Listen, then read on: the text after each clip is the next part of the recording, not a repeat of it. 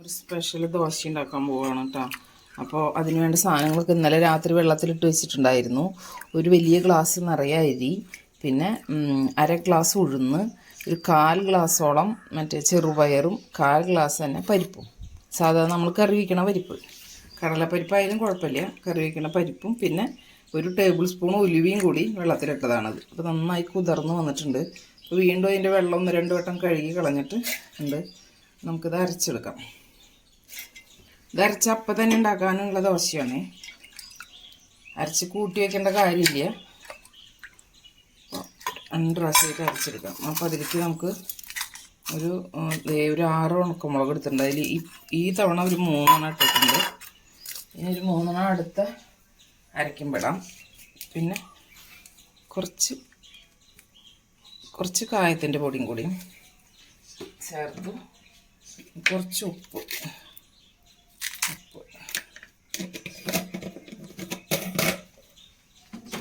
നന്നായി അരച്ചെടുക്കാം. നന്നായി അരച്ചെടുത്തിട്ടുണ്ട്. നമുക്കതൊരു പാത്രത്തിലേക്ക് ഒഴിച്ച് കൊടുക്കാം.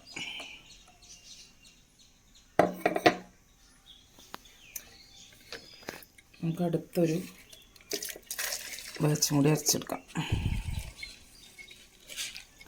ആദ്യത്തേക്കാളും കുറച്ച് കൂടുതലായിരുന്നില്ല, അതിൽ കുറച്ച് കുറവായിരുന്നു. സാരില്ല. ഇതുപോലെ മുളകും കായം ഒക്കെ ചേർത്തിട്ട് ഉപ്പും ചേർത്തിട്ട് അരച്ചെടുക്കാം.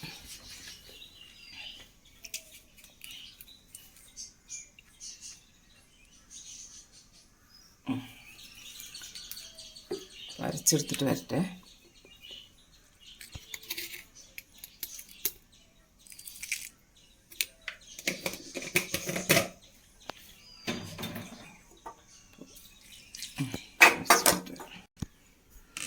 അങ്ങനെ നമ്മുടെ മാവൊക്കെ നന്നായി അരച്ചെടുത്തിട്ടുണ്ട്. ഉപ്പും എല്ലാം ചേർത്തിട്ടുണ്ടല്ലോ. ഇങ്ങനെ മാവ് അരച്ച് വെച്ചാൽ നമുക്ക് 2 ദിവസമൊക്കെ ഉപയോഗിക്കാം, 2-3 ദിവസമൊക്കെ. പിന്നെ ഈ മാവിൽ തന്നെ കുറച്ച് ചുവന്നുള്ളിയും കുറച്ച് ജീരകമൊക്കെ ചേർത്തിട്ട് വേണമെങ്കിൽ അരയ്ക്കാം. പക്ഷേ ഉള്ളിയൊക്കെ ചേർത്ത് അരച്ച് കഴിഞ്ഞാൽ നമുക്ക് മാവ് എടുത്ത് വയ്ക്കാൻ പറ്റില്ല, അപ്പം തന്നെ ഉണ്ടാക്കി കഴിക്കണം. ഇതാകുമ്പോൾ നമുക്ക് ഉണ്ടാക്കിയിട്ട് ബാക്കി മാവുണ്ടെങ്കിൽ നമുക്ക് ഫ്രിഡ്ജിൽ സൂക്ഷിച്ച് കഴിഞ്ഞാൽ നമുക്ക് ആവശ്യമുള്ളപ്പോൾ ദോശ ഉണ്ടാക്കാമല്ലോ. ഒരു 3-4 ദിവസമൊക്കെ എന്തായാലും എടുത്ത് വയ്ക്കാം. മാവ് നല്ല കറക്റ്റായിട്ട് കിട്ടിയില്ല. ഇനി ചട്നി അരച്ചതിന് ശേഷം നമുക്ക് ദോശ ഉണ്ടാക്കാം. അപ്പോൾ നമ്മൾ ദോശയ്ക്കായിട്ടൊരു സിമ്പിളായിട്ടുള്ളൊരു ചട്നി ഫ്രിഡ്ജിൽ വെച്ച നാളികേരമായ കാരണം കുറച്ച് ചൂടുവെള്ളം ഒഴിക്കുകയാണ്. നമുക്ക് അതിലേക്ക് ചെറിയ ഉള്ളി 2 ഒരു ചെറിയ വെളുത്തുള്ളിയുടെ പകുതി പീസുകളാട്ടോ, 3-4 പച്ചമുളക്, ശകലം പൊട്ടുകടല, ഉപ്പ്, ഒരു കുഞ്ഞ് തുണ്ട് ഒരു സ്മെല്ലിന് ഇഞ്ചി. അപ്പോൾ അതും കൂടെ ചേർത്തൊന്ന് അരച്ചെടുത്തിട്ട് വരാം. നമ്മുടെ ചട്നി റെഡി ആയിട്ടുണ്ട്. നമുക്ക് കടുക് വറുത്തിടാം.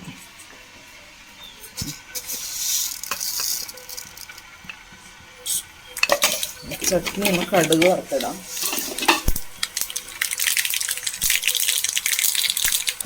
നമുക്ക് അതിലേക്ക് 2 മുളക്.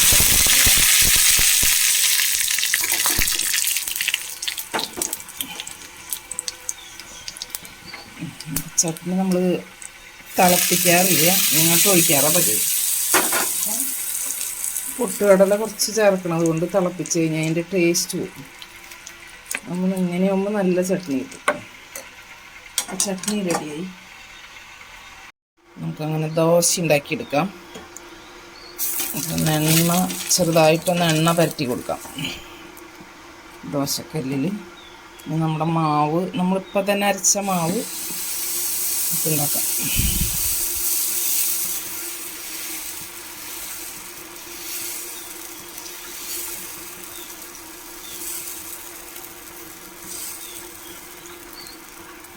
കുറച്ച് എണ്ണ കൂടിയതിന് മേലെ തൂക്കി കൊടുക്കാം.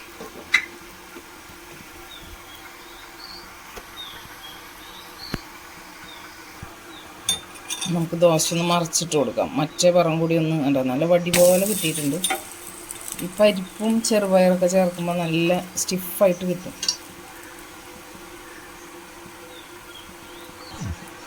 നമ്മുടെ ദോശ സൂപ്പർ ടേസ്റ്റി ദോശ ഇവിടെ റെഡി ആയിട്ട് നല്ല മുരിഞ്ഞ ദോശയാണ് കേട്ടോ. എന്താ ചട്നി കൂട്ടി കഴിക്കാൻ സൂപ്പറാണ്. ഇനി അടുത്ത ഒരെണ്ണം കൂടി ഉണ്ടാക്കാം. ഒരെണ്ണം കൂടി ഉണ്ടാക്കി കാണിക്കാം.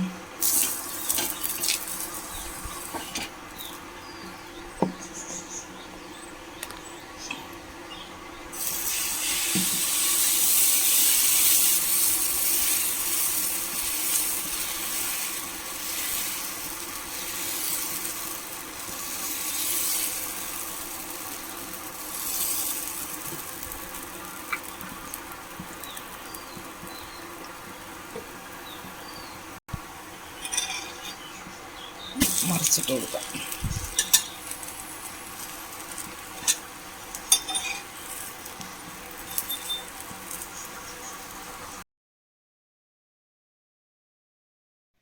അപ്പം നമുക്ക് ബ്രേക്ക്ഫാസ്റ്റ് കഴിക്കാൻ നോക്കാം. നമ്മുടെ ടേസ്റ്റി ദോശ, നമുക്ക് ചട്നി, സാമ്പാറുണ്ട്, അടിപൊളി സാമ്പാർ,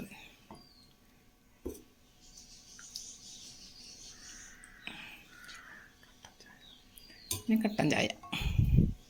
അപ്പോൾ സെറ്റായി നമ്മുടെ ബ്രേക്ക്ഫാസ്റ്റ്. അങ്ങനെ കഴിക്കാം.